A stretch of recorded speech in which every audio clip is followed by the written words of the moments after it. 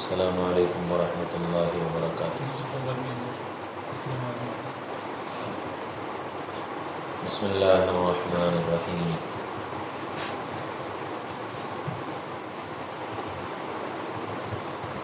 الحمد للہ وکفی وسلام علی عبادہ الذین اصطفی، اما بعد فاعوذ باللہ من الشیطان الرجیم، بسم اللہ الرحمن الرحیم۔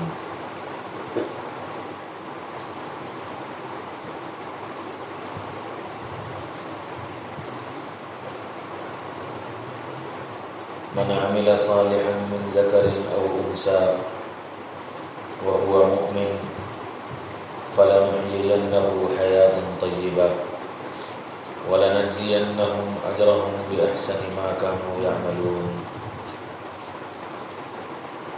وقال رسول الله صلى الله تعالى عليه وسلم: والذي نفسي بيده لتأمرن بالمعروف وَلَتَنْهَوْنَ عَنِ الْمُنْكَرِ أَوْ لَيُوشِكَنَّ اللَّهُ أَنْ يَبْعَثَ عَلَيْكُمْ عَذَابًا مِّنْهُ أَوْ قَالَ عِقَابًا مِّنْهُ ثُمَّ تَدْعُونَهُ فَلَا يُسْتَجَابُ لَكُمْ أَوْ كَمَا قَالَ عَلَيْهِ الصَّلَاةُ وَالسَّلَامُ۔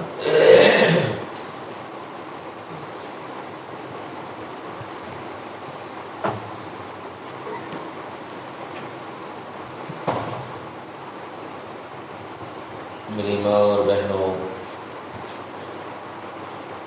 دنیا میں آنے والا ہر انسان کامیاب ہونا چاہتا ہے، اور کامیابی کے جتنے اسباب خود اس کی سمجھ میں آتے ہیں وہ اختیار کرتا ہے، اور کوئی بتانے والا اگر بتاتا ہے تو اور وہ بتانے والا مخلص بھی ہو تو اس کے بتائے ہوئے اسباب کو اختیار کر کے ہر انسان کامیاب ہونا چاہتا ہے، مرد ہو، عورت ہو، بوڑھا ہو، جوان ہو، امیر ہو، غریب ہو، پڑھا لکھا ہو، بے پڑھا لکھا ہو، لیکن کامیابی کی چاہت ہر ایک کے دل میں ہوتی ہے، اور جو جیسے اسباب اس کی سمجھ میں آتے ہیں وہ ان اسباب کو اختیار کرتا ہے۔ ہاں، یہ بات الگ ہے کہ کامیابی کا معیار ہر ایک نے الگ الگ بنا رکھا ہے۔ کسی آدمی کی نگاہ میں 2 وقت کی روٹی کھا لینا ہی کامیابی ہے، اور 2 وقت کی روٹی حاصل کر لینا ہی کامیابی ہے۔ کسی آدمی کی نگاہ میں اچھے کپڑے پہن لینا کامیابی ہے،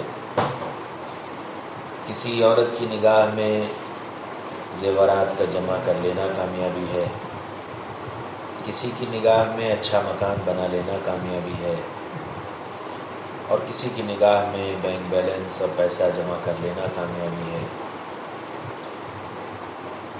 اور یقیناً دنیا اور دنیا کو سب کچھ سمجھنے والے انہی اسباب دنیا کے جمع ہونے کو ہی کامیابی سمجھتے ہیں، اور انہی اسباب دنیا کے حاصل ہونے کی فکر کرتے ہیں، اور جس کے پاس یہ اسباب دنیا بڑی تعداد میں جمع ہو جاتے ہیں، ہم میں سے ہر ایک اس کی کامیابی کا اعلان کرتا ہے کہ یہ بڑا کامیاب آدمی، پیسہ بہت ہے، بینک بیلنس ہے، مکان اچھا ہے، گاڑی اچھی ہے، کپڑے اچھے ہیں، زیورات اچھے ہیں۔ ان چیزوں کے جمع ہونے پر وہ خود بھی اپنے کو کامیاب سمجھتا ہے، اور دیکھنے والا بھی اس کی کامیابی کا چرچا کرتا ہے۔ لیکن میری بہنوں، کامیابی وہ ہے جس کامیابی کو اللہ نے اور جس کامیابی کو رسول اللہ صلی اللہ علیہ وسلم نے بتایا ہے، اور وہ کامیابی مال اور اسباب کے ساتھ بھی ہے اور مال اور اسباب کے بغیر بھی ہے۔ وہ کامیابی کیا ہے؟ فرمایا فمن زحزح عن النار وادخل الجنۃ فقد فاز، کہ جو جہنم کی آگ سے بچ گیا اور جنت میں داخل ہو گیا وہ کامیاب ہو گیا۔ دوسری کا فرمایا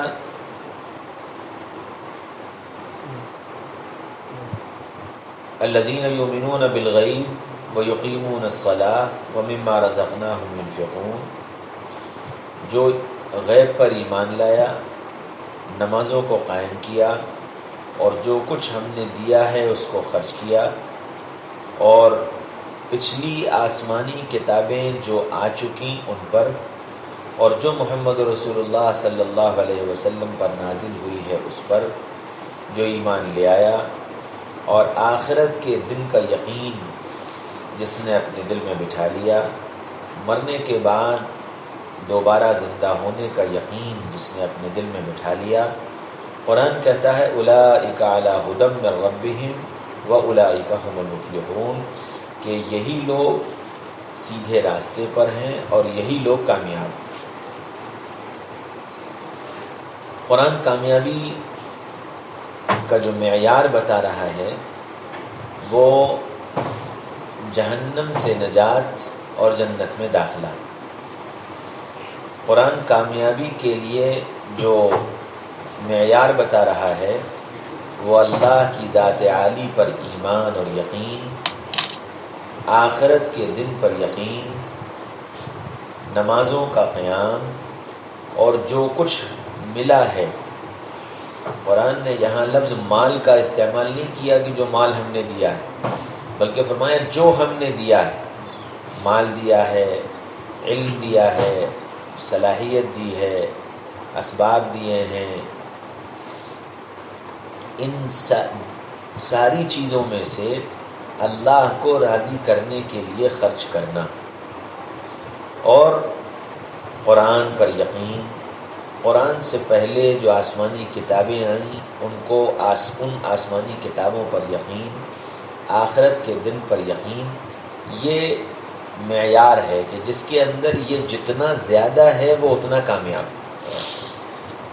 ایمان کی سطح جس کی زیادہ بلند ہے، اللہ سے جس کا تعلق زیادہ ہے، نمازیں جس کی زیادہ اچھی ہیں، آخرت کا استحضار جس کو زیادہ ہے، آخرت کی فکر اور آخرت کی تیاری کے جذبات جس کے اندر زیادہ ہیں، قرآن کہتا ہے یہ کامیاب ہے۔ اس لیے میری بہنوں، صحابہ اور صحابیات کی سیرت کو اٹھا کر اگر ہم دیکھیں تو سیدنا بلال رضی اللہ عنہ جیسے غلام، غریب، فاقہ کش، اور سیدنا عبد الرحمن ابن عوف جیسے مالدار، دونوں کی کامیابی کا اعلان سیدنا محمد رسول اللہ صلی اللہ علیہ وسلم نے کیا ہے۔ عبد الرحمن تو کامیابی کی اس سطح پر پہنچے کہ اللہ کے نبی صلی اللہ علیہ وسلم نے دنیا میں 10 لوگوں کے جنتی ہونے کا اعلان کیا، ان میں سے ایک عبد الرحمن ابن عوف ہیں، اور مال اور اسباب کے اعتبار سے اس وقت کے سب سے بڑے مالدار اور سب سے بڑے تاجر تھے۔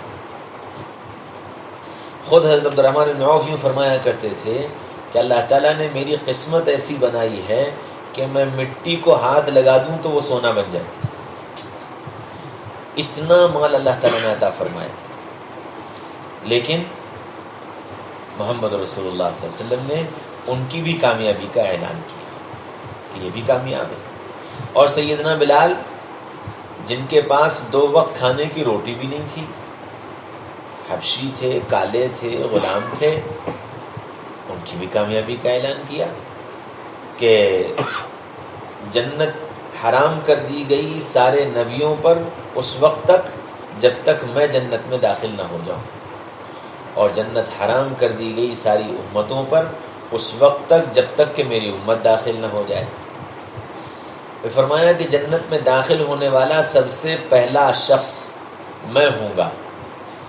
اللہ کے رسول فرمایا کہ جنت میں داخل ہونے والا سب سے پہلا شخص میں ہوں گا، اور میری سواری کی لگام بلال کے ہاتھ میں ہوگی۔ اب اگر دیکھا جائے تو سب سے پہلے داخل ہونے والے تو بلال ہوئے، کیونکہ سواری کو لے کر چلنے والا کوچوان آگے چلتا ہے، سواری پیچھے چلتی ہے۔ تو گویا جنت میں داخل ہونے والے سب سے پہلے بلال ہیں۔ رسول اللہ صلی اللہ علیہ وسلم اتنی بڑی کامیابی کا اعلان ان کے بارے میں فرما کر گئے ہیں، حالانکہ غریب ہیں، غلام ہیں۔ غلام کے پاس پیسہ کہاں سے آئے گا؟ غلام ہے تو وہ بھی کامیاب ہے۔ تو معلوم یہ ہوا کہ اسباب کا ہونا نہ ہونا یہ کامیابی کے لیے کوئی معیار نہیں ہے۔ مال و دولت کا ہونا یا نہ ہونا یہ کامیابی کا کوئی معیار نہیں ہے۔ مل جائے گی، مال کے ساتھ بھی مل جائے گی اور مال کے بغیر بھی مل جائے گی، اسباب کے ساتھ بھی مل جائے گی اور اسباب کے بغیر بھی مل جائے گی۔ اللہ تعالیٰ نے کامیابی کو اتنا آسان بنایا ہے کہ جس کو ہر آدمی اختیار کر سکے۔ اگر یہ کامیابی صرف مال والوں کے لیے ہوتی، مالداروں کے لیے ہوتی، تو غریب تو کامیاب ہو ہی نہیں سکتا تھا، اور اگر یہ کامیابی صرف غریبوں کے لیے ہوتی تو مالدار اپنی سطح سے نیچے کتنا اترتا؟ وہ اتر نہیں سکتا تھا۔ اسی وجہ سے آپ پورے دین پر غور کریں جو اللہ کے نبی صلی اللہ علیہ وسلم ہم کو دین دے کر گئے ہیں، جس کو سنت کہا جاتا ہے، نبی کی سنت کہا جاتا ہے۔ اس پورے دین پر اگر آپ غور کریں تو پورا دین ایسا ہے جس پر سب چل سکتے ہیں، امیر بھی چل سکتا ہے اور غریب بھی چل سکتا ہے، کیونکہ اگر دین کے لیے مال شرط ہوتا تو غریب نہیں چل سکتا تھا، اور دین کے لیے غربت شرط ہوتی تو مالدار نہیں چل سکتا تھا۔ اس لیے اللہ کے نبی صلی اللہ علیہ وسلم نے ہم کو جو دین دیا وہ ایسا دیا جس میں مال کا ہونا یا نہ ہونا یہ کوئی حیثیت نہیں رکھتا۔ ایک بالکل پھٹے حال رکشہ چلانے والا، ٹھیلا چلانے والا، وہ بھی بہت کامیاب انسان ہو سکتا ہے، اور ایک بہت بڑا مالدار، بہت بڑا رئیس زادہ، وہ بھی کامیاب ترین انسان ہو سکتا ہے۔ ایک غلامی کی زندگی گزارنے والا اور ایک حکومت کرنے والا، دونوں کامیاب ہو سکتے ہیں۔ اور اسی وجہ سے اللہ کے رسول صلی اللہ علیہ وسلم کے زمانے میں اللہ نے ہر طرح کے صحابہ محمد رسول اللہ صلی اللہ علیہ وسلم کے ارد جمع کر دیے تھے، صحابہ بھی اور صحابیات بھی، مال والے بھی تھے اور غریب بھی تھے، سب جمع تھے، نازک مزاج بھی تھے اور جفاکش بھی تھے، بڑی محنت کرنے والے تھے اور بڑی سہولت کی زندگی گزارنے والے تھے، سب طرح کے تھے، اور سب دین پر چل رہے تھے، اور سب کی کامیابی کا اعلان اللہ کے رسول ہی نہیں کر رہے تھے، اللہ نے بھی کیا۔ کُلًّا وعد اللہ الحسنى، اے محمد صلی اللہ علیہ وسلم آپ کے سارے صحابہ کے لیے جنت پکی، سب کامیاب۔ تو معلوم یہ ہوا کہ کامیابی کا معیار مال اور اسباب نہیں ہے، کامیابی کا معیار تو محمد رسول اللہ صلی اللہ علیہ وسلم کا اتباع ہے، اللہ کے احکامات کی پیروی ہے، جو جتنا کر لے گا اور پھر جتنا اچھا کر لے گا، جتنے خلوص سے کر لے گا۔ نماز میں بھی پڑھ رہا ہوں، آپ بھی پڑھ رہے ہیں، نماز ایک مالدار بھی پڑھ رہا ہے، ایک غریب بھی پڑھ رہا ہے۔ ہو سکتا ہے کہ غریب کی نماز مالدار سے بہت اچھی ہو جائے، اور ہو سکتا ہے کہ مالدار کی نماز غریب سے بہت اچھی ہو جائے، کیونکہ نماز کا تعلق تو بندے کے دل سے ہے، کہ نماز بندے اور اللہ کے درمیان کے ایک تعلق کی ایک کڑی ہے۔ اب جتنا رب کے استحضار کے ساتھ نماز ہوگی، نماز اچھی بن جائے گی۔ وہ مالدار بھی کر سکتا ہے، وہ غریب بھی کر سکتا ہے۔ جتنا اہتمام نماز ہوگا اتنی نماز اچھی بن جائے گی، اور اہتمام نماز مالدار بھی کر سکتا ہے، غریب بھی کر سکتا ہے۔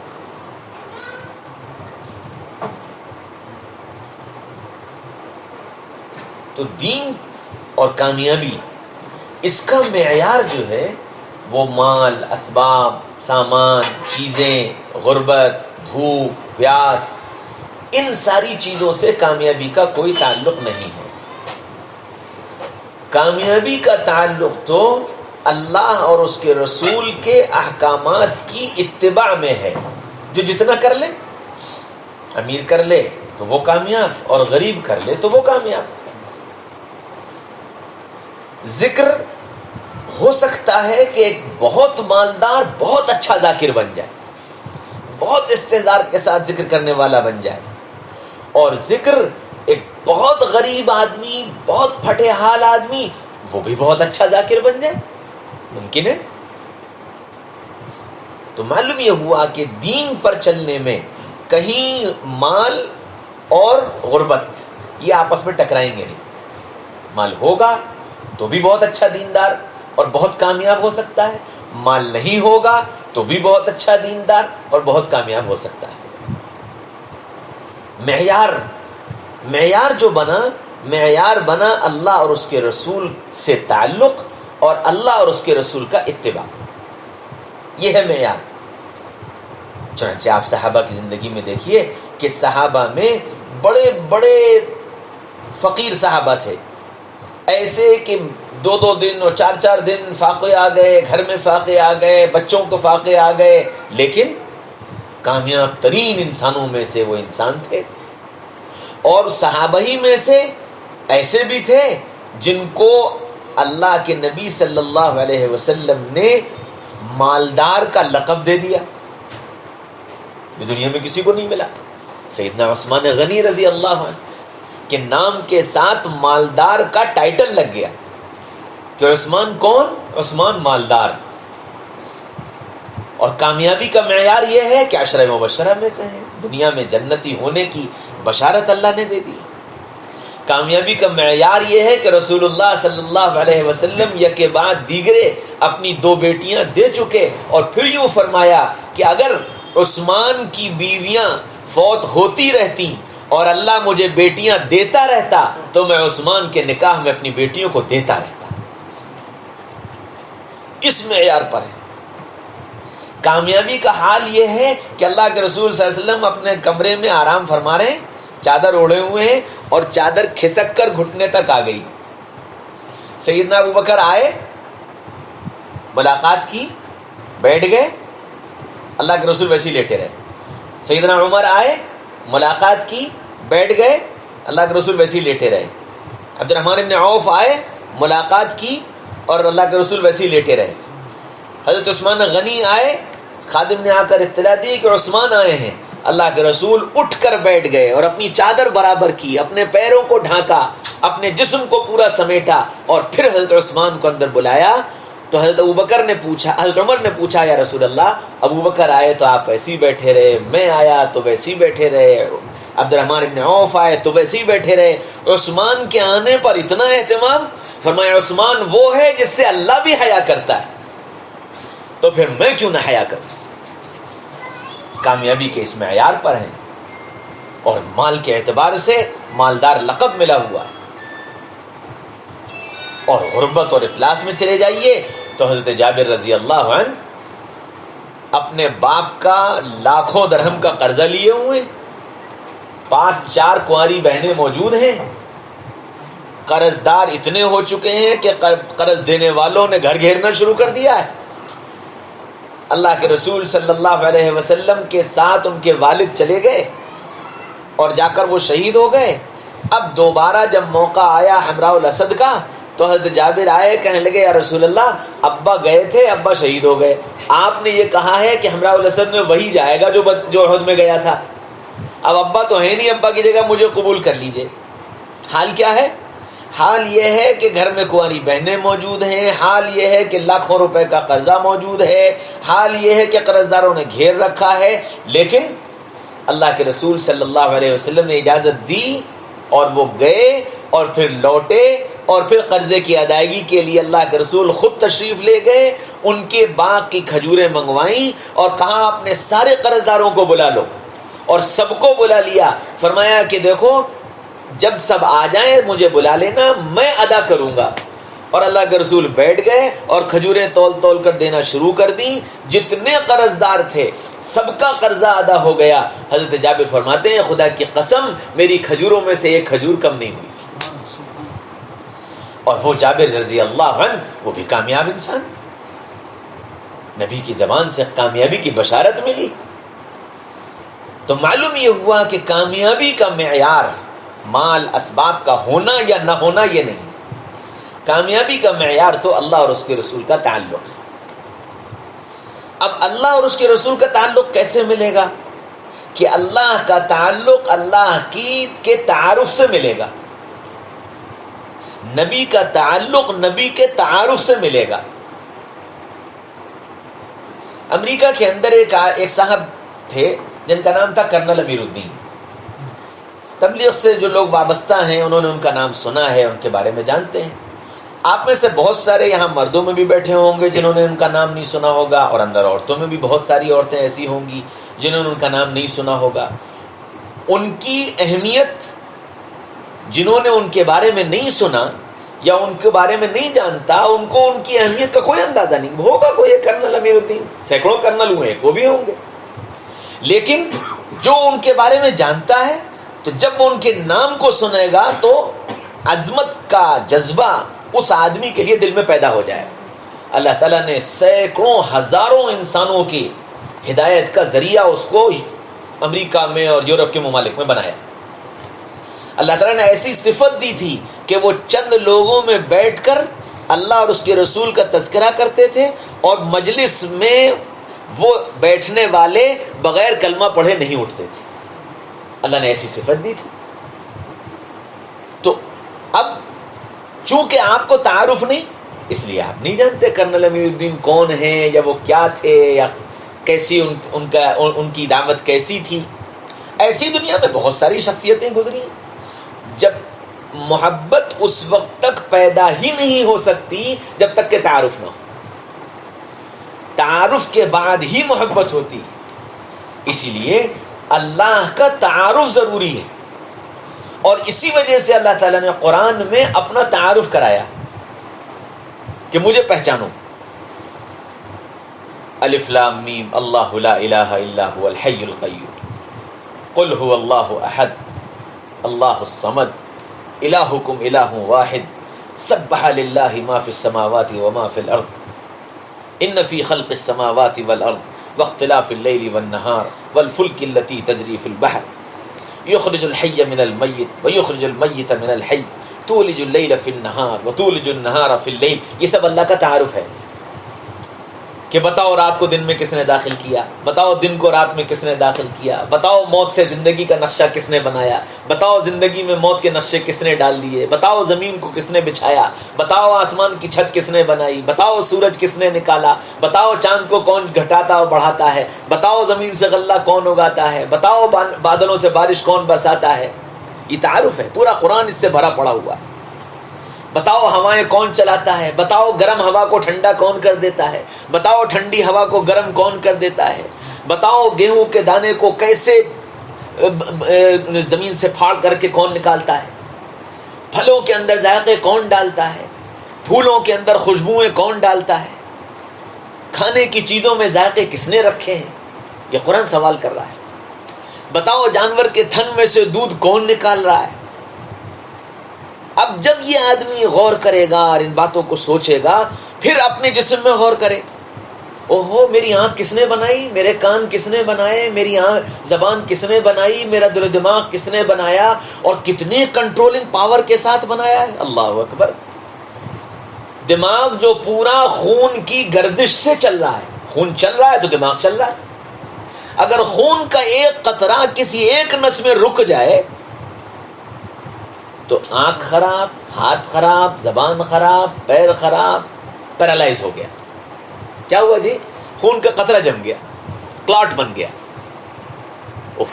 کتنی زبردست قدرت ہے. 50 سال سے میرے جسم کے اندر خون دوڑ رہا ہے اور ان رگوں کے اندر خون دوڑ رہا ہے، اور ایک دن بھی ایسا نہیں ہوا کہ کہیں کسی رگ میں ایک لمحے کے لیے خون کا کوئی ایک قطرہ منجمد ہو گیا ہو، کیونکہ اگر ایک لمحے کے لیے بھی منجمد ہو جاتا تو میرا جسم پیرالائز ہو جاتا.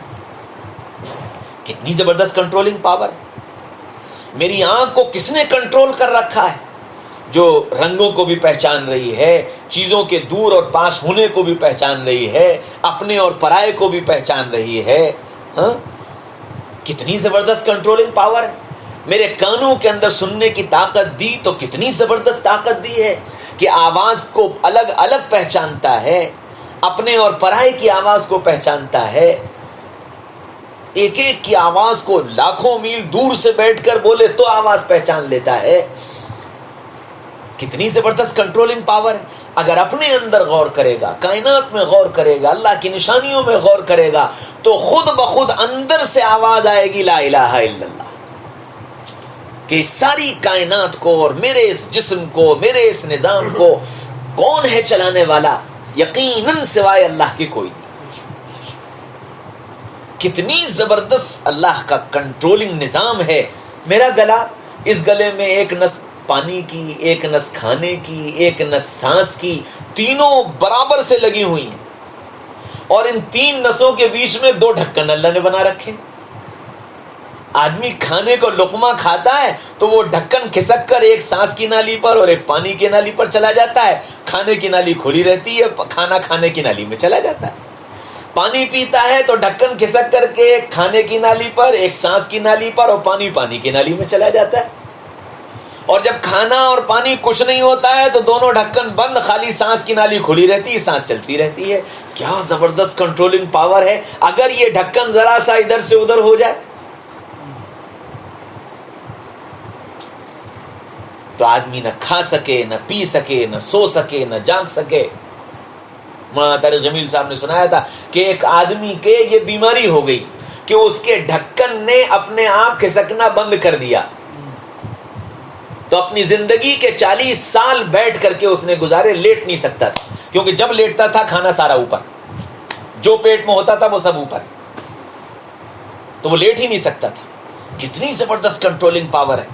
میرے کھانے کا لقمہ سانس کی نلی میں نہیں جا رہا ہے، پانی کی نلی میں نہیں جا رہا ہے. اگر یہ اپنے اندر غور کرے گا تو ربنا ما خلقت ھذا باطلا، کہ کائنات کی کوئی چیز رائے گا نہیں ہے، بیکار نہیں ہے، بلا وجہ نہیں ہے، اور بڑی کنٹرولنگ پاور کے ساتھ چل رہی ہے. جب یہ اس طرح اپنے اللہ کے بارے میں سوچے گا تو پھر اس کو اللہ کا تعارف حاصل ہوگا، اور اپنے جسم میں غور کرتا جائے گا تو اس کے دل میں اپنے اللہ کی محبت بڑھتی جائے گی. کتنا مہربان. پھر ذرا اپنی زندگی پر غور کرے. میری زندگی کے 50 سال گزرے، میری تنہائیاں کیسی، میرے رات کے اندھیرے کیسے، میرے دن کے اجالے کیسے، میں نے کیا کیا دیکھا، میں نے کیا کیا سوچا، میں نے کیا کیا کیا، میرے ہاتھوں نے کیا کیا، میرے دل نے کیا کیا، میرے دماغ نے کیا کیا، میں کن کن گناہوں سے گزرتا چلا گیا، کتنی کتنی نافرمانیاں کرتا چلا گیا. لیکن کتنا کریم ہے وہ اللہ، کتنا مہربان ہے وہ اللہ کہ میرے زندگی کے 50 سال گزر گئے اور کسی کو نہیں بتایا کہ میری تنہائیاں کیسی تھیں، کسی کو نہیں بتایا کہ میری آنکھوں نے کیا کیا غلطیاں کی، کسی کو نہیں بتایا کہ میں نے بند کمروں میں کیا کیا، کسی کو نہیں بتایا کہ میں نے کتنا جھوٹ بولا، کسی کو نہیں بتایا کہ میں نے کتنوں کو دھوکہ دیا، کسی کو نہیں بتایا میں نے کتنی نمازیں ضائع کی، کسی کو نہیں بتایا میں نے کتنوں کا دل دکھایا. سب پر پردہ ڈال دیا. کتنا مہربان ہے وہ اللہ. اور جب یہ اپنی غلطیوں اور کوتاہیوں کو سوچے گا پھر اس کے بدلے میں اللہ نے کیا کیا. اس کے بدلے میں اللہ مجھے کھانا بھی دیتا رہا، پانی بھی دیتا رہا، ہوائیں بھی چلاتا رہا، مجھے سلاتا رہا، مجھے اٹھاتا رہا، مجھے آرام دیتا رہا، مجھے خوش کرتا رہا، میری تمنائیں پوری کرتا رہا، میری ضرورتیں پوری کرتا رہا، نعمتوں کی بارش کرتا رہا، جو مانگا وہ بھی دیا، جو نہیں مانگا وہ بھی دیا، سب کچھ ملتا رہا۔ افو، کتنی محبت کرنے والا ہے وہ اللہ۔ یقیناً وہ اس لائق ہے کہ اس سے دل لگایا جائے، یقیناً وہ اس لائق ہے کہ اس کی عبادت کی جائے، یقیناً وہ اس لائق ہے کہ اس کو یاد کیا جائے۔ اب جب یہ استحضار پیدا ہوگا تو سبحان اللہ کہنے میں مزہ آئے گا۔ اب جب یہ استحضار پیدا ہوگا تو الحمدللہ کہنے میں مزہ آئے گا۔ اب جب یہ استحضار ہوگا تو اللہ اکبر کہنے میں مزہ آئے گا۔ کہ ذکر کی لذت جو کہی جاتی ہے نا، کہ ذکر کی لذت ان ساری چیزوں کے ساتھ جڑی ہے کہ اس احساس کے ساتھ ذکر کرو، اس دھیان کے ساتھ ذکر کرو۔ ہمارا دین رسمی بن گیا ہے، رسمی دین بن گیا ہے، کیونکہ جس ماحول میں ہم رہ رہے ہیں، جس ملک میں ہم رہ رہے ہیں، یہاں کی جو تہذیب اور جو معاشرت اور جو کلچر ہے، وہ کلچر ہم پر کہیں نہ کہیں اثر انداز ہو گیا ہے، جس کے نتیجے میں ہم یہ سمجھتے ہیں کہ ہاں بھائی ٹھیک ہے، مسجد چلے جاؤ تو اس وقت دیندار بن جاؤ، اور مسجد سے باہر آ جاؤ تو پھر اپنے اختیار میں چلو، جو مرضی آئے وہ کرو۔ جیسے غیروں کے ہاں کہ بھائی مندر میں جاؤ تو پوجا کرو، مندر میں جاؤ تو سر جھکاؤ، مندر میں جاؤ تو جو کچھ کہنا ہے کہہ لو، وہاں سے نکلنے کے بعد پھر تم آزاد ہو۔ جیسے ان کے ہاں تصور یہ بنا، وہی تصور کہیں نہ کہیں ہماری زندگیوں میں بھی آتا چلا گیا۔ مرد ہو یا عورت مصلی پر جاتی ہے تو یہ سمجھتی ہے کہ ہاں میں کوئی دین کا کام کرنے جا رہی ہوں۔ کھانا بناتے وقت اس کو یہ خیال نہیں آتا کہ میں کوئی دین کا کام کر رہی ہوں۔ بچوں کی پرورش کرتے وقت اسے یہ خیال ہی نہیں آتا کہ میں کوئی دین کا کام کر رہی ہوں۔ گھر کی جھاڑو دیتے وقت اسے یہ خیال ہی نہیں آتا کہ میں کوئی دین کا کام کر رہی ہوں، کیونکہ دین کو ہم نے ایک مخصوص سانچے کے اندر ڈال دیا ہے کہ مسلح ہوگا، تحریمہ بندھا ہوگا، اور شلوار ٹخنوں تک بند ہوگی، اور ہاتھوں کے گٹے ڈھکے ہوئے ہوں گے۔ بس وہ وقت ہے ہمارے دیندار بننے کا، اس کے بعد ہم آزاد ہیں، ہم جو چاہے کریں، جیسے چاہے کریں۔ پھر اللہ کے نبی صلی اللہ علیہ وسلم نے جو معاشرتی زندگی کا دین سکھایا تھا، اس معاشرتی زندگی کے دین کو دین ہی نہیں سمجھا کہ یہ کوئی دین ہے۔ شوہر کے ساتھ ہنسی مذاق کرنا اور شوہر کا بیوی کے ساتھ ہنسی مذاق کرنا، اس کو دین نہیں سمجھا۔ بچوں کے ساتھ کھیلنا، بچوں کو اپنے سے اتنا مانوس کرنا کہ جب ہم گھر میں داخل ہوں تو بچے لپٹ جائیں، اس کو ہم نے دین نہیں سمجھا۔ گھر کی صفائی ستھرائی، اس کو ہم نے دین نہیں سمجھا۔ آنے والوں کے ساتھ محبت سے پیش آنا، اکرام سے پیش آنا، ان کی رعایت کا، ان کے مزاج کا، ان کے کھانے پینے کا، ان کے رہن سہن کا، ان کے طور و طریق کا خیال رکھنا، اس کو ہم نے دین ہی نہیں سمجھا۔ اور جس کا نتیجہ یہ ہوا کہ ہمارا وہ معاشرہ جو خاص طور سے ایسی کالونیوں میں آباد ہے یا ایسے ماحول میں رہتا ہے، اس کے دل و دماغ میں دین کا مطلب یہ بیٹھ گیا کہ دیندار ہونے کا مطلب یہ ہے کہ پیشانی سے بل نہ ہٹے، چہرے پہ مسکراہٹ نہ آئے۔ یہ ایک معیار بنا لیا گیا۔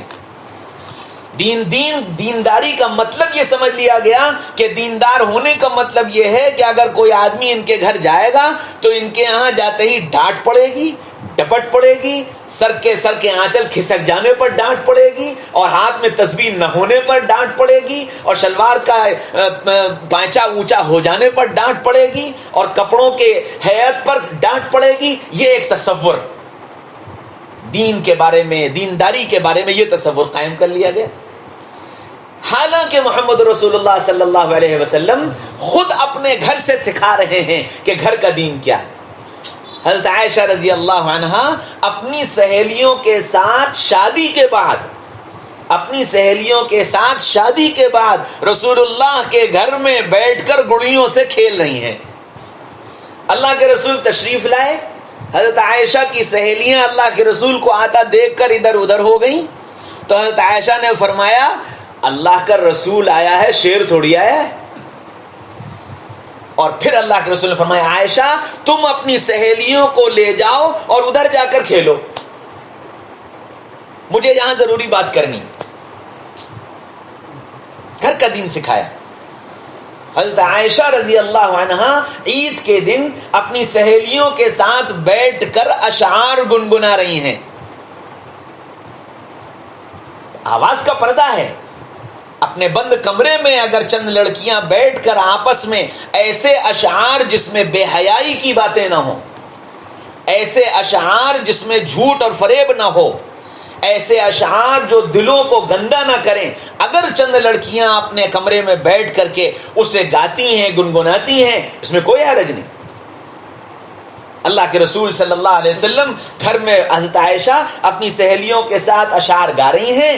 حضرت عمر آ گئے, حضرت ابوبکر آ گئے. حضرت ابوبکر نے دیکھا کہ اللہ کے رسول لیٹے ہیں اور چادر اوڑھ رکھی ہے سر تک, کیونکہ عید کا خطبہ دے کر آئے تھے تو تھکے ہوئے تھے. تو حضرت ابوبکر گھر میں داخل ہوئے, فرمایا عائشہ چپ کر, اللہ کے رسول سو رہے ہیں. تو حضرت اللہ کے رسول نے اپنی چادر ہٹائی نہیں, اندر سے ہی بولے ابوبکر ان کو اپنے کام میں لگا رہنے دو, ان کو خوشیاں منانے دو, آج عید کا دن ہے. اس دین کو ہم نے دین ہی نہیں سمجھا. یقینی بات ہے کہ اللہ کے رسول صلی اللہ علیہ وسلم نے ہم کو جو دین سکھایا اس میں تفریح تباہ بھی سکھائی ہے کہ آدمی کچھ ہنسی مذاق کرے, کچھ اپنے آپ کو فریش کرے, کچھ اپنے آپ کو ایسے ماحول میں لائے جہاں اس کو ذرا سکون ملے. اللہ کے نبی صلی اللہ علیہ وسلم نے خود اپنے گھر کے اندر یہ ماحول بنایا اور اس ماحول کی اجازت دی. چونکہ دین سے واقفیت نہیں ہے اس لیے دین کا وہ سانچہ اور وہ ایک اس آؤٹ لائن بنا لی گئی. اب وہی ایک معیار بن گیا تو ظاہر بات ہے اب جب وہ معیار بنا لو گے تو ہر آدمی کہے گا یار ایسا دیندار میں کیسے بن سکتا ہوں, میں جس کلچر میں رہتا ہوں, میں جس ماحول میں رہتا ہوں, وہاں ایسا دیندار بن کر کے رہنا تو میرے لیے بڑا مشکل کام. حقیقت یہ ہے کہ دین یہ ہے کہ آدمی صرف اس بات کی رعایت رکھے کہ میرا کوئی کام جو بارڈر لائن بنا دی گئی ہے اس بارڈر لائن کو کراس نہ کرنے پائے. یہ ہے اصل دین کہ جو بارڈر لائن بنا دی, اللہ کے نبی بتا گئے, صحابہ نے بتا دی, بعد کے آنے والے ائمہ اور علماء نے بتا دی, حد قائم کر دی. جیسے اس گھر کی ایک حد ہے, یہ گیٹ, آپ کی زمین اس گیٹ تک ہے, اس گیٹ کے آگے اگر جگہ لے کر کے آپ گیٹ آگے بڑھائیں گے تو آپ حد سے بڑھنے والے ہیں, آپ ظالم ہیں, آپ غلط کرنے والے ہیں. ہر ایک آپ کو پکڑے گا, ہر ایک آپ کو ٹوکے گا, لیکن جو آپ کی حد ہے اس حد کے اندر, اس گیٹ کے اندر آپ کیا کر رہے ہیں اس پہ آپ سے کوئی نہیں پوچھے گا. آپ نے اندر کا میدان کچا رکھا, آپ نے پکا بنایا, آپ نے پتھر لگایا, آپ نے ماربل, جو چاہیں آپ کریں, یہ آپ کا اختیار. تو بس اسی طرح اللہ نے اور رسول اللہ صلی اللہ علیہ وسلم نے دین کی اور شریعت کی ایک حد قائم کر دی ہے. اس حد کے اندر آپ کو اجازت ہے, آپ جو چاہے کرو, جیسے چاہے کرو, حد سے باہر نہیں جانا ہے. چونکہ اس حد سے واقفیت نہیں ہوتی جس کے نتیجے میں جو تصور اور خاکہ چند دقیانوس لوگوں نے پیش کیا, ہم نے اسی کو معیار سمجھ کر یہ سمجھ لیا کہ بھئی اگر دیندار بننا ہے تو ایسا بننا پڑے گا ورنہ دیندار نہیں بن سکتے. اب اسی وجہ سے بعض مرتبہ ایسا ہوتا ہے کہ ہم سب کچھ, ہمیں ہر چیز سمجھ میں آ رہی ہوتی ہے, سب کچھ سمجھ میں آ رہا ہوتا ہے کہ بہت اچھا ہے, سب کچھ ہے, لیکن ہمارے اور ان کے دینی معیار میں فرق ہے, اور اس دینی معیار کے فرق کی وجہ سے ہمارا اور ان کا آپس میں جوڑ نہیں بیٹھ سکتا. یہ بڑا نقصان ہوتا ہے. اس لیے میں نے شروع میں بات عرض کی کہ کامیابی کی جو بنیاد ہے وہ بنیاد اللہ اور اس کے رسول کا تعلق ہے. تو اب اللہ کا تعلق اللہ کے تعارف سے, اور اللہ کی محبت اللہ کے تعارف سے. اللہ کا تعارف ملے گا قرآن میں, اللہ کا تعارف ملے گا کائنات کی پھیلی ہوئی نشانیوں میں, اللہ کا تعارف ملے گا خود میری باڈی کے اندر. جب ان پر غور کرتے چلے جاؤ گے تو اللہ نظر آتا چلا جائے, اور جتنا غور کرو گے اتنا اللہ کی محبت بڑھے گی, اور جتنی اللہ کی محبت آئے گی اس کی اطاعت آسان ہو جائے گی. کیونکہ یہ ایک فطری قانون ہے, فطری مزاج ہے انسان کا, جس سے محبت کرتا ہے اس کے حکم کے خلاف یا اس کی مرضی کے خلاف چلتا نہیں ہے, بلکہ کوشش یہ کرتا ہے کہ میں اپنا ہر کام ایسے کروں کہ میرا محبوب راضی ہو جائے, ہر کام ایسے کروں کہ میرا محبوب راضی ہو جائے. اللہ تعالیٰ نے حضور اقدس صلی اللہ علیہ وسلم سے محبت کی, آپ کو اپنا محبوب بنایا. سارے نبیوں کو نہیں کہا کہ میرے محبوب ہیں, لیکن محمد رسول اللہ کے بارے میں فرمایا کہ یہ میرے محبوب ہیں. اب محبوب ہیں تو پھر قرآن میں بتایا, سارے نبیوں سے کہا. موسیٰ علیہ السلام کو بلایا طور پر تو دوڑ لگائی, تیزی سے پہنچے. تو موسیٰ علیہ السلام سے اللہ نے پوچھا, موسیٰ کیا بات ہے, دوڑے بھاگے کیوں چلے آ رہے ہو, سکون سے بھی آ سکتے تھے, دوڑے دوڑے کیوں چلے؟ کہ اللہ اس لیے دوڑ کے آیا تاکہ تو راضی ہو جائے, تاکہ تو راضی ہو جائے. ابراہیم علیہ السلام تو راضی ہو جائے, اسماعیل علیہ السلام تو راضی. ہر نبی اس فکر میں کہ اللہ راضی ہو جائے. سارے بزرگ, سارے اولیاء, سارے قطب, سارے ابدال, سب سے اللہ نے ایک بات کہی, مجھے راضی کرو, مجھے راضی کرو, مجھے راضی کرو. لیکن محمد رسول اللہ صلی اللہ علیہ وسلم چونکہ محبوب ہیں تو کیا فرمایا, وَلَسَوْفَ يُعْطِيكَ رَبُّكَ فَتَرْضَىٰ. اے محمد صلی اللہ علیہ وسلم, میں اس وقت تک آپ کو دیتا رہوں گا جب تک کہ آپ راضی نہ ہو جائیں. تو معلوم یہ ہوا کہ انسان محبوب کو راضی کرنے کی فکر کرتا ہے کہ میرا محبوب راضی ہو جائے, میرا محبوب ناراض نہ ہو, میرا محبوب راضی ہو جائے. مکہ والوں نے یہ کہا تھا کہ محمد صلی اللہ علیہ وسلم کو محمد صلی اللہ علیہ وسلم کے رب نے چھوڑ دیا. ما ودعک ربک وما قلی. لوگوں نے کہا تھا کہ محمد صلی اللہ علیہ وسلم کو محمد صلی اللہ علیہ وسلم کے رب نے چھوڑ دیا. تو اللہ نے قرآن میں فوراً آیت اتاری اور نبی صلی اللہ علیہ وسلم سے کہا, نبی جی نہ میں نے آپ کو چھوڑا اور نہ میں آپ سے ناراض ہوا, میں تو آپ کو راضی کروں گا اور اس وقت تک راضی کرتا رہوں گا جب تک کہ آپ یہ نہ کہہ دیں میں راضی ہو گیا. تو اللہ کے رسول نے فوراً اس کے جواب میں کیا فرمایا, فرمایا کہ میں اس وقت تک راضی نہیں ہوں گا جب تک کہ میری امت کے آخری فرد کا مسئلہ حل نہیں ہو جائے گا. تو محبوب کو راضی کرنا یہ ایک فطری چیز ہے. اب جب بندے کے دل میں اللہ کی محبت آئے گی اور یہ اللہ کا تعارف حاصل کرے گا تو یہ فطری تقاضا ہے کہ بندہ اور بندی اس بات کی کوشش کریں گے کہ میرا اللہ مجھ سے راضی ہو جائے. پھر فطری طور پر ہر اس کام سے بچنے کا داعیہ پیدا ہوگا جس سے محبوب ناراض ہو جائے. اب اللہ کی محبت اگر دل میں ہے تو پھر بندہ یا بندی کسی گناہ کو اس وقت تک نہیں کر سکتے کہ کہیں میرے اس گناہ سے میرا اللہ ناراض نہ ہو جائے. اس لیے فرمایا جس دل میں اللہ کا استحضار پیدا ہو گیا وہ دل گناہوں سے پاک صاف ہو گیا. تو اللہ کا تعارف حاصل کرنا, تعارف کے لیے کائنات پر غور کرنا, تعارف کے لیے قرآن کے اندر غور کرنا, تعارف کے لیے اپنے جسم کے اندر غور کرنا. جب ان تین چیزوں پر غور کرے گا تو اللہ کا تعارف آئے گا اور اللہ کا تعارف محبت پیدا کرے گا اور محبت اطاعت کے جذبے پر لائے گی اور اطاعت پھر اللہ کا قرب عطا فرما دے گی. پھر اسی طرح محمد رسول اللہ صلی اللہ علیہ وسلم کا تعارف, تو محمد رسول اللہ صلی اللہ علیہ وسلم کا تعارف بھی قرآن سے ملے گا. اللہ کے نبی صلی اللہ علیہ وسلم کے پاس صحابہ آئے, کہنے لگے یا رسول اللہ ہمیں اللہ کی محبت کیسے ملے گی, ہمیں اللہ کی محبت کیسے ملے گی. تو نبی کے جواب دینے سے پہلے جبریل آ گئے, فرمایا قل ان کنتم تحبون اللہ فاتبعونی یحببکم اللہ. اے محمد صلی اللہ علیہ وسلم یہ لوگ آپ سے آ کر پوچھتے ہیں کہ اللہ کی محبت کیسے ملے گی.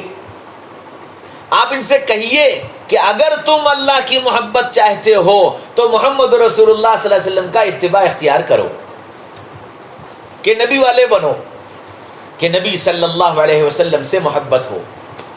اچھا، محبت دو وجہوں سے ہوتی ہے، ایک تو ظاہری شکل و صورت کی وجہ سے ہوتی، کسی سے بھی ظاہری شکل و صورت حسین ہے اس لیے خوب محبت ہے، اور ایک اس کے اخلاق، اس کے عادات، اس کا مزاج، اس کی طبیعت، اس کا رہن سہن، اس کے ان صفات کی وجہ سے ہوتی ہے۔ اللہ نے محمد رسول اللہ صلی اللہ علیہ وسلم کو دونوں چیزیں عطا فرمائی تھی، ظاہری حسن بھی عطا فرمایا تھا اور باطنی حسن بھی عطا فرمایا تھا۔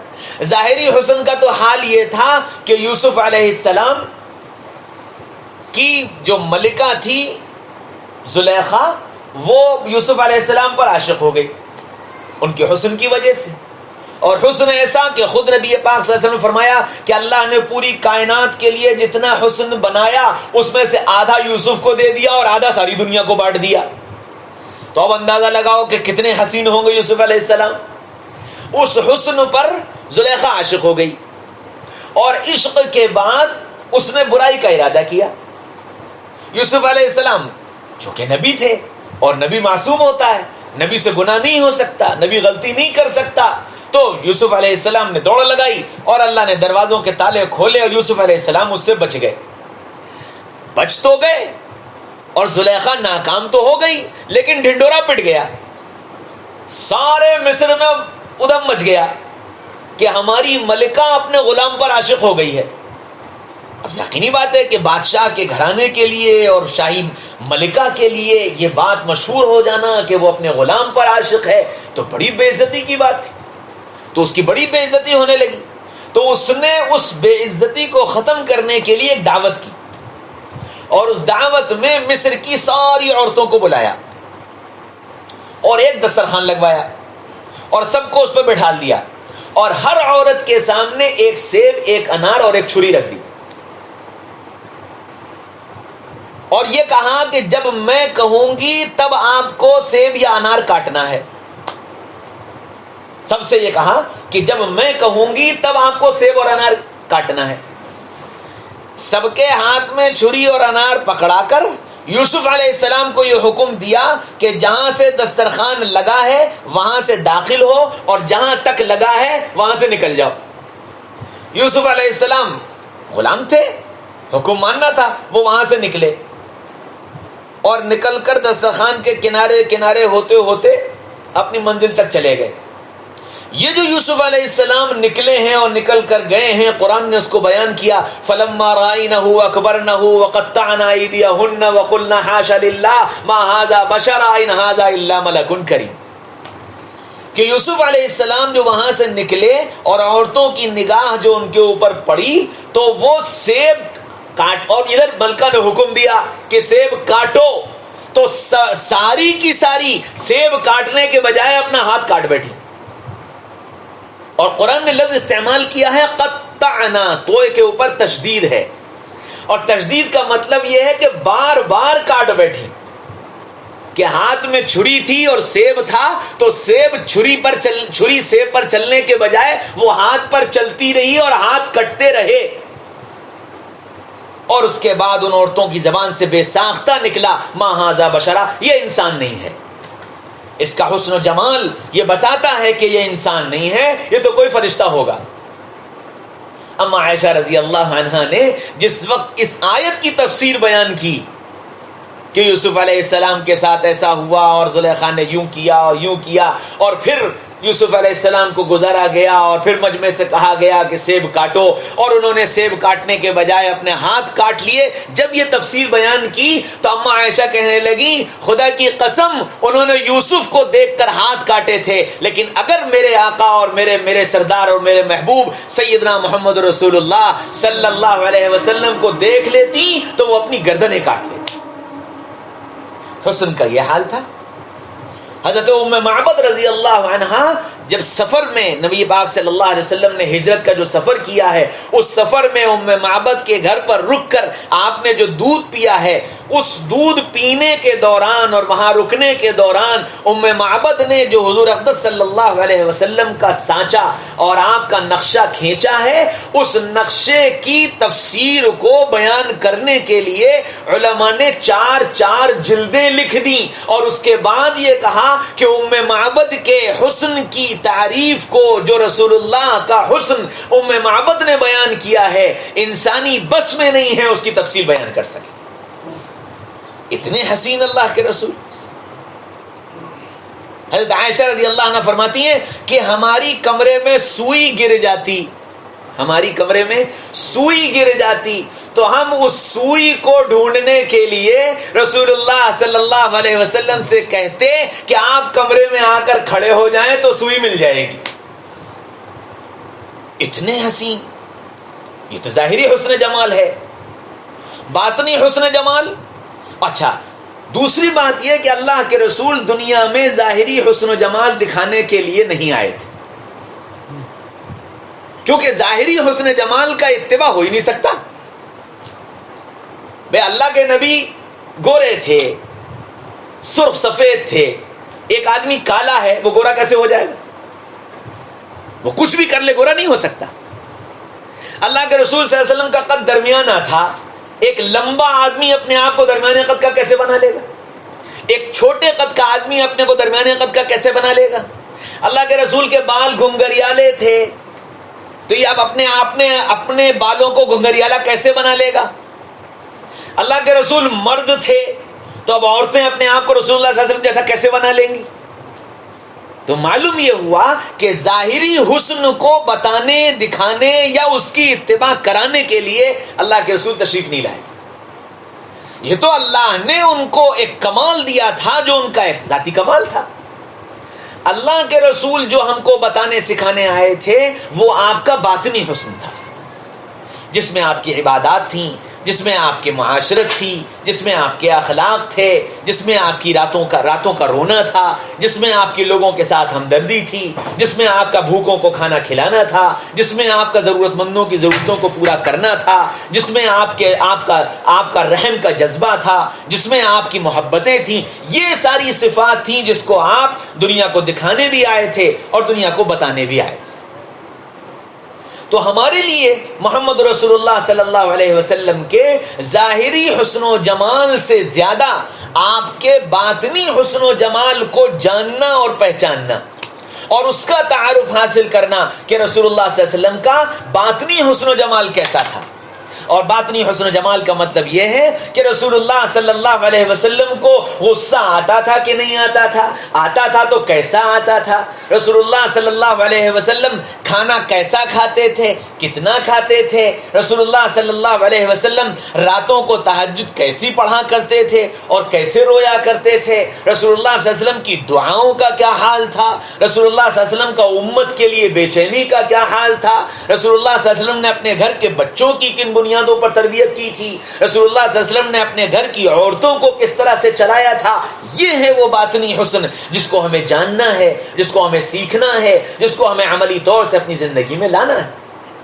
کہ رسول اللہ صلی اللہ علیہ وسلم یہ سکھانے کے لیے آئے تھے کہ تم کیسی، اب نماز کیسے پڑھو؟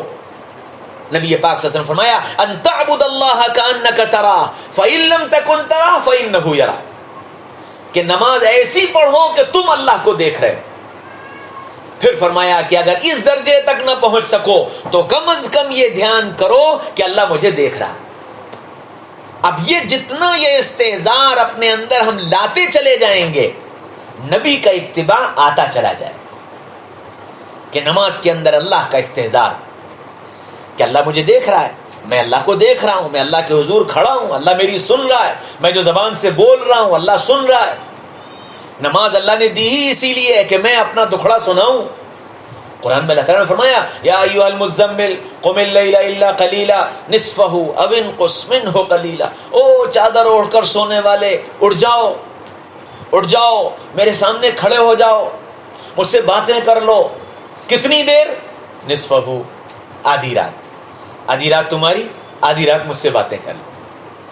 پھر اللہ تو اللہ جانتے تھے کہ آدھی رات تو ان کے بس میں ہے نہیں. پھر کیا کہا؟ اب انقص، اچھا اس سے کم، 1/3، تھوڑی دیر. کہ یہ بھی معلوم ہے کہ 1/3 بھی نہیں دے پائیں گے، 2 بجے رات کو تو یہ بستر پہ لیٹتے ہیں، تو کہاں سے 1/3 ہمیں دے دیں گے. تو اللہ نے پھر اور کم کیا، فرمایا منہ قلیلا، اچھا تھوڑی سی دیر، 2 رکعت 4 رکعت، تھوڑی سی دیر مجھ سے باتیں کر لو. اور باتیں کیا کرو؟ ورتل القرآن ترتیلا، مجھے ذرا اچھا قرآن پڑھ کر سناؤ. اللہ کیا کہہ رہے ہیں؟ مجھے اچھا قرآن پڑھ کر سناؤ.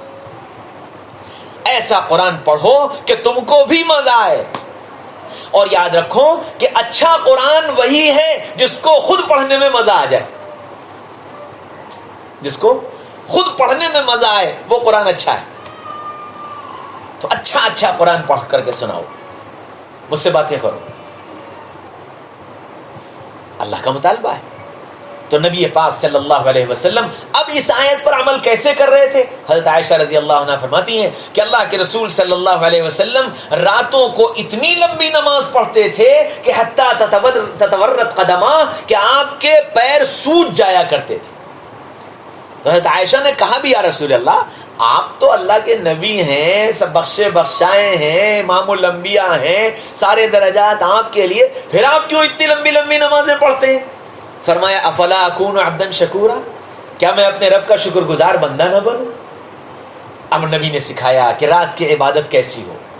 حضرت عائشہ فرماتی ہیں اللہ کے رسول رات کو جب نماز پڑھتے تھے تو آپ کے سینے سے ایسی آواز آیا کرتی تھی، ارزن کا عزیز المرجل، جیسے ہانڈی چولہے کے اوپر رکھی ہوئی ہو اور وہ پک رہی ہو اور اس کے اوپر ڈھکن بند ہو اور اس کے پکنے کی جو آواز آتی ہے وہ آواز رسول اللہ صلی اللہ علیہ وسلم کے سینے سے آیا کرتی تھی. اب نبی نے سکھایا کہ رات کیسی ہو، تم عبادت کیسی کرو، اور صحابہ کو اسی عبادت پر ڈالا تھا. حضرت فاطمہ رضی اللہ عنہ فجر عشاء کی نماز کے بعد سردی کی راتوں میں عشاء کی نماز پڑھ کر 2 رکعت نماز نفل کی نیت باندھی، سلام پھیرا تو فجر کی اذان ہو رہی تھی. تو آسمان کی طرف دیکھ کر کہنے لگی یا اللہ تیری رات اتنی چھوٹی ہو گئی، 2 رکعت میں ہی ختم ہو گئی. اب عبادت سکھائی کہ عبادت کیسی کرو. اللہ کے رسول ایک صحابیہ ہیں اللہ کے رسول کی پھوپھی، اللہ کے رسول ان کے گھر تشریف لائے، صبح فجر کے وقت آئے تو دیکھا کہ وہ بیٹھی ہوئی تسبیح پڑھ رہی ہیں. اللہ کے رسول تشریف لے گئے، اشراق کے وقت آئے دیکھا تسبیح پڑھ رہی ہیں، پھر تشریف لے گئے، چاشت کے وقت آئے دیکھا بیٹی تسبیح پڑھ رہی ہیں. اللہ کے رسول بیٹھ گئے. اب وہ جب اللہ کے رسول بیٹھ گئے اور وہ اپنی چاشت پڑھ چکی ہیں، تسبیح سے فارغ ہوئیں، تب اللہ کے رسول نے پوچھا پھوپھی جان کیا کر رہی تھی؟ کہ تسبیح پڑھ رہی تھی. اور وہ صبح سے فجر کے وقت سے لے کر کے اور عشاء تک کی تسبیح بتائی کہ یہ پڑھا یہ پڑھا یہ پڑھا. تب اللہ کے رسول نے فرمایا کہ میں تم کو ایسے کلمات نہ بتاؤں جو تمہاری ان تسبیح پر بھاری ہوں. اور پھر اللہ کے رسول نے 2 لفظ بتائے، سبحان اللہ و بحمدہ سبحان اللہ العظیم. تو عبادات سکھائیں کہ عبادات کیسے، کتنی، کب، کہ یہ نبی پاک صلی اللہ علیہ وسلم کا باطنی حسن ہے جو ہمیں سکھانے کے لیے آپ تشریف لائے تھے. پھر گھریلو زندگی سکھائی، عورتوں کو، بچوں کو، مردوں کو، باہر والوں کو، آنے والوں کو، مہمانوں کو، ان سب کی زندگی کا دین سکھایا اور اپنے ذات سے عملی طور پر کر کے دکھایا کہ کیسے کرو. مہمانوں کا اکرام تو آپ نے اونٹ منگوائے، اونٹ ذبح کیے اور 63 اونٹ ذبح کر دیے، قربانی تھی، 63 اونٹ ذبح کر دیے اور گوشت بٹوایا، کھلوایا. شادی کی، ولیمہ کیا تو آپ نے بکرا منگوایا، ذبح کروایا، سب کو کھلایا. ایک موقع آیا تو پورے مدینے کی دعوت کر دی، وہ بھی ولیمے کا موقع تھا، پورے مدینے کی دعوت کر دی، سب کو کھانا کھلایا، میٹھا بھی بنوایا، سالن بھی بنوایا، روٹی بھی بنوائی، سب کو کھلایا. دین سکھایا کہ زندگی کا دین سیکھو، کہ نبی پاک صلی اللہ علیہ وسلم یہ سکھانے کے لیے تشریف لائے.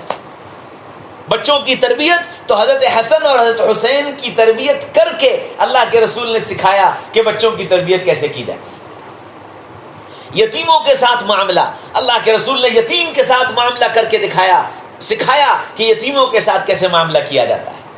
حضرت حسن اور حضرت حسین دونوں کو لے کر عیدگاہ نماز پڑھنے جا رہے ہیں.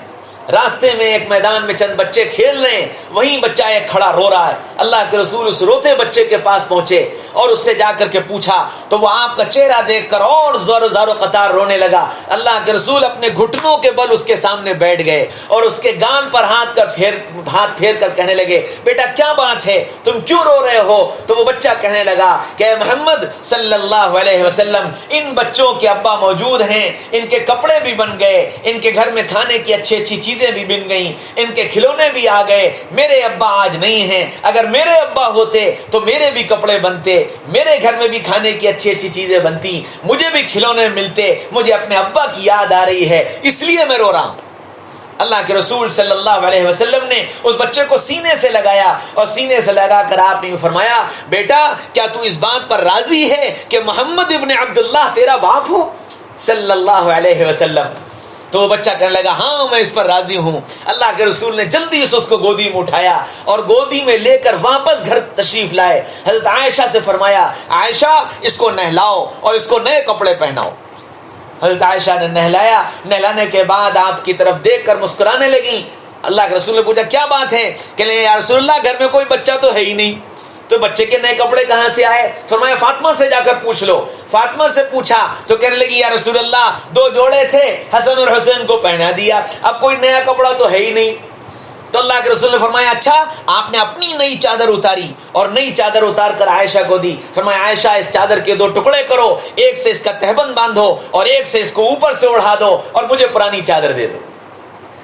اس بچے کو حضرت عائشہ نے نیا تہبند باندھا اور نئی چادر اڑائی۔ رسول اللہ نے پرانی چادر لی، پھر اس یتیم بچے کو اپنے کندھے پر بٹھایا، حسن اور حسین کو پیدل چلایا اور اس بچے کو کندھے پر بٹھا کر اسی راستے سے گئے جہاں پر بچے کھیل رہے تھے۔ وہاں جا کر اللہ کے رسول کھڑے ہو گئے۔ اب وہ بچے جو کھیل رہے تھے انہوں نے جب اس بچے کو رسول اللہ کے کندھے پر دیکھا تو اپنا کھیلنا بھول گئے، اپنے کھلونے بھول گئے، سب بھول بھال، سب حیرت کی نگاہوں سے اس بچے کو تکنے لگے۔ وہ بچہ یہ کہنے لگا، خدا کی قسم وہ جتنے تھے ان سب کو یہ تمنا تھی کہ کاش آج میرا باپ نہ ہوتا تو مجھے بھی رسول اللہ کی گود ملتی، اور الحمدللہ مجھے اس بات کا کوئی غم نہیں تھا کہ آج میرا باپ کیوں نہیں۔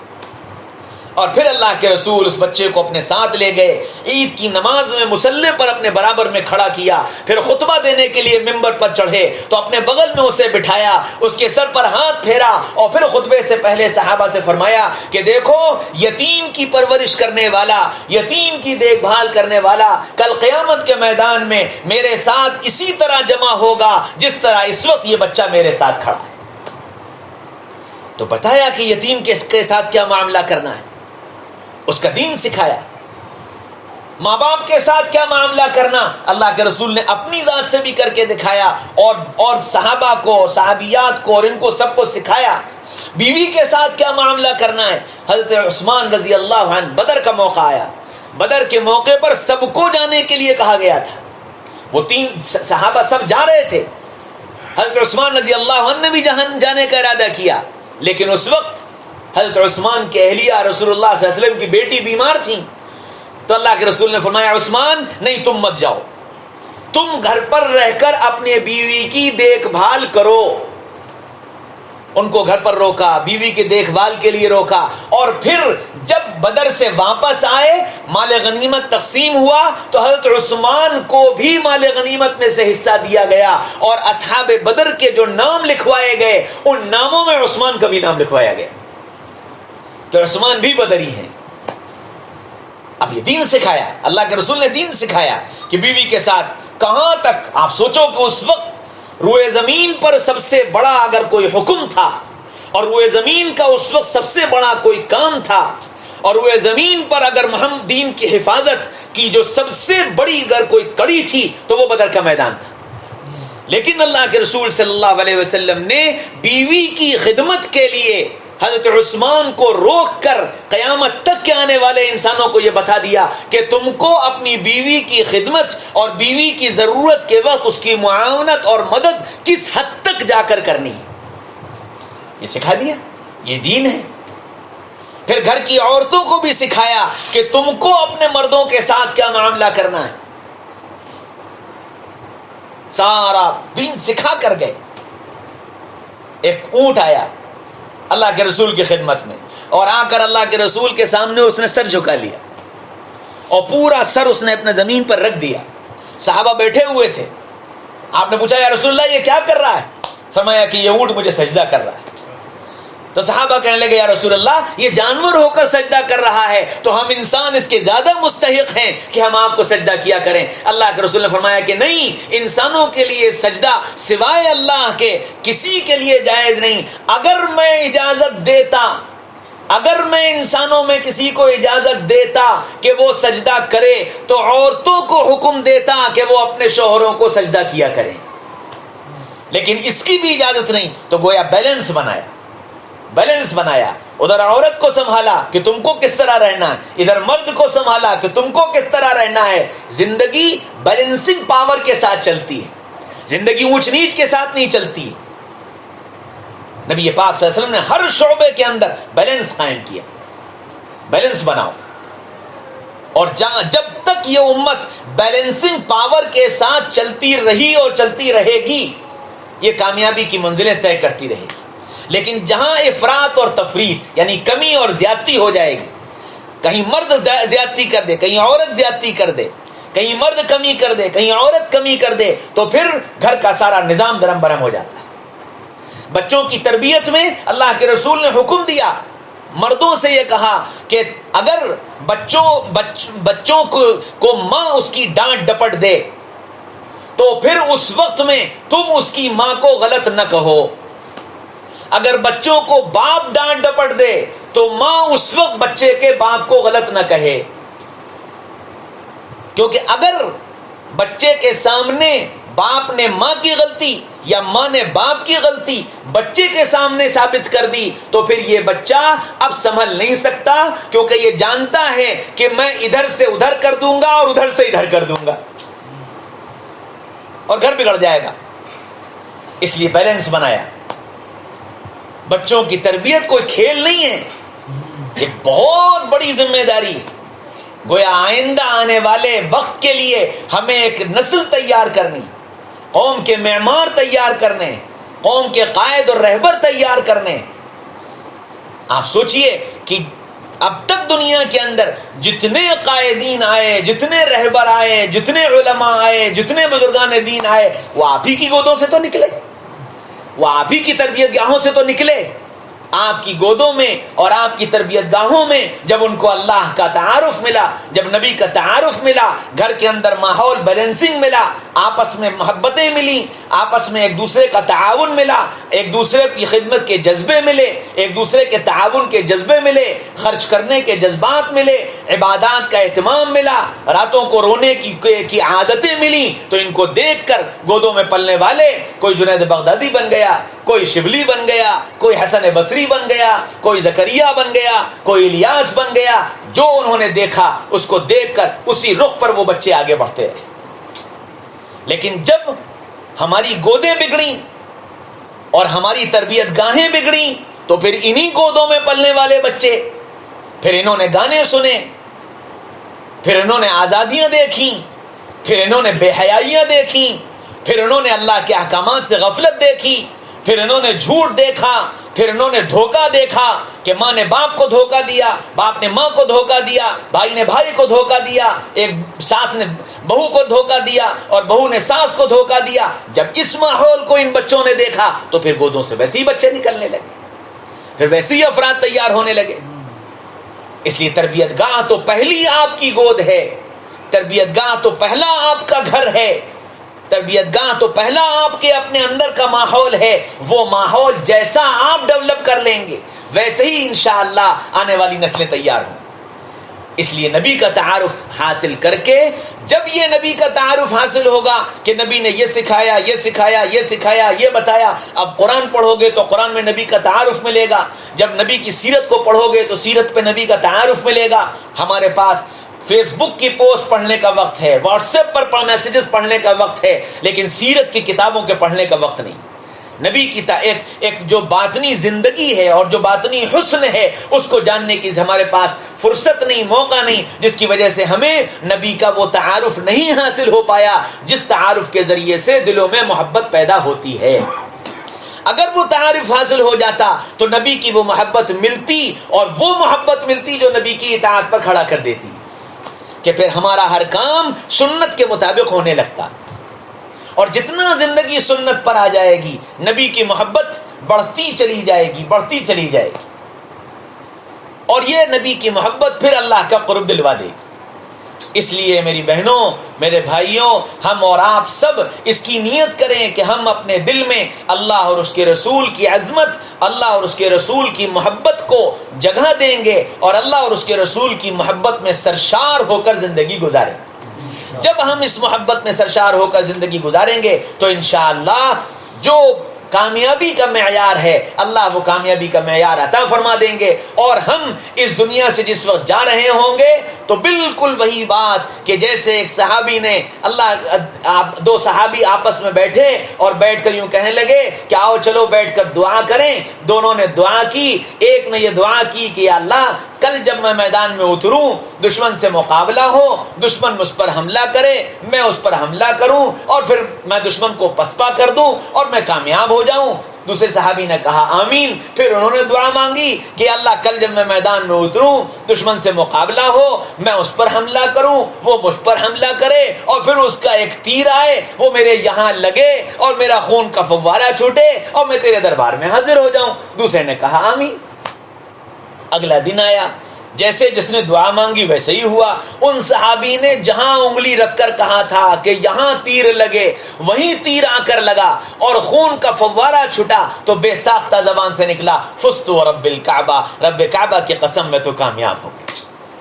تو اب اگر اللہ اور اس کے رسول کی محبت دل میں آ جائے گی تو جس وقت ہماری موت کا وقت آئے گا اور ہم جا رہے ہوں گے، ہماری زبان سے بھی انشاءاللہ یہی نکلے گا فزت ورب الکعبہ، رب کعبہ کی قسم میں تو کامیاب ہو۔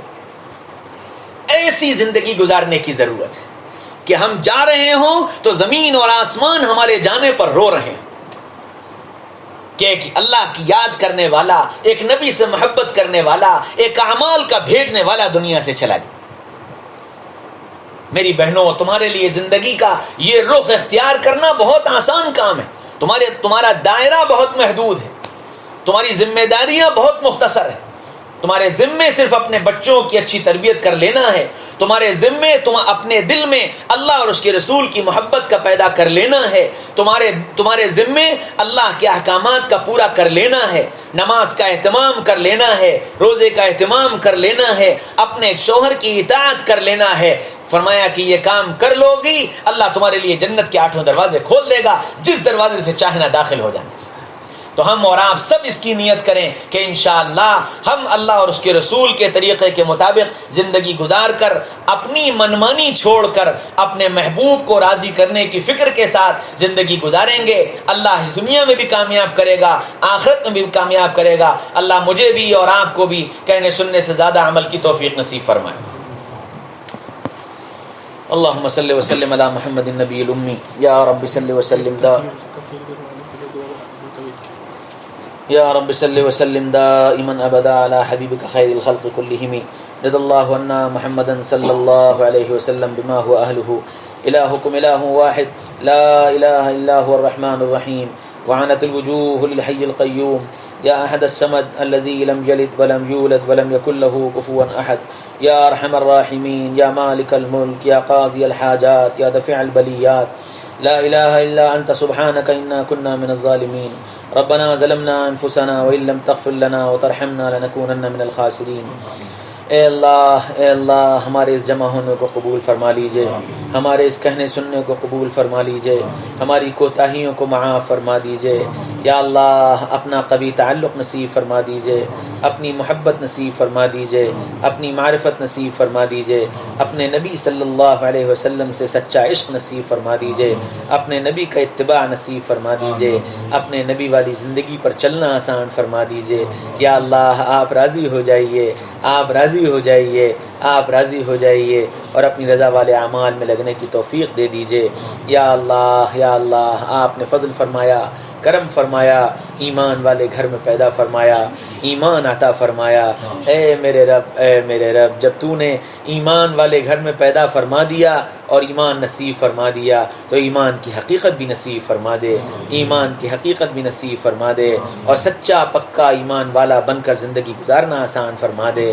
یا اللہ تو نے فضل فرمایا کہ اپنے محبوب صلی اللہ علیہ وسلم کی امت میں بغیر مانگے پیدا فرما دیا۔ اے اللہ جب تو نے اپنے نبی کی امت میں پیدا فرما دیا ہے تو اپنے نبی کی محبت بھی عطا فرما دے، اپنے نبی کی اطاعت بھی عطا فرما دے، نبی والی زندگی گزارنا آسان فرما دے، ہمارے تمام احوال کو درست فرما دے، ہمارے تمام پریشانیوں کو دور فرما دے، تمام مسائل کو حل فرما دے، تمام ضروریات کا تکفل فرما دے، ہمارے ہر ادھورے کام کی تکمیل فرما دے، ہمارے ہر ادھورے کام کی تکمیل فرما دے۔ یا اللہ مخلص اعوان و انصار کھڑے فرما دے، مخلص اعوان و انصار کھڑے فرما دے۔ یا اللہ جو کچھ ہوا ہے تیرے فضل و کرم سے ہوا ہے، جو ہو رہا ہے تیرے ہی فضل و کرم سے ہو رہا ہے، اور جو ہوگا وہ تیرے ہی فضل و کرم سے ہوگا۔ یا اللہ ہماری تمام جائز حاجات، مرادوں، تمناؤں، آرزوؤں کو ساتھ خیر عافیت کے پورا فرما دے۔ یا اللہ جو بیمار ہیں انہیں صحت، عافیت، سلامتی، تندرستی نصیب فرما دے۔ یا اللہ ہر موذی مرض سے، ہر بلا سے، ہر وبا سے، ہر دکھ سے، ہر تکلیف سے ہماری اور پوری امت کی حفاظت فرما لے، پوری امت کی حفاظت فرما لے۔ یا اللہ صحت، عافیت، سلامتی تیرے خزانے سے آتی ہے، اپنے خزانے سے عطا فرما دے، اپنے خزانے سے عطا فرما دے۔ یا اللہ نہ جانے کون کون کہاں کہاں کیسے کیسے مرضوں میں مبتلا ہے، اور وہ بے چین ہے، اور وہ پریشان ہے، اور علاج کے اسباب بھی اس کے پاس موجود نہیں ہیں۔ یا اللہ اپنے کرم سے ان کی بے چینیوں کو چین سے بدل دے، ان کی بے چینیوں کو چین سے بدل دے، انہیں صحت، عافیت نصیب فرما دے، سلامتی نصیب فرما دے۔ یا اللہ ہمارے تمام امور میں انجام کو خیر فرما دے۔ ہم سب کی طرف سے ہمارے آقا سیدنا محمد رسول اللہ صلی اللہ علیہ وسلم کی خدمت اقدس میں ہدیہ درود و سلام پیش فرما دیجئے، اور اسے قبول فرما لیجئے، اور اسے نجات کا ذریعہ بنا دیجئے۔ وصلی اللہ تعالی علی خیر خلقہ محمد و آلہ و صحبہ اجمعین برحمتک یا ارحم الراحمین۔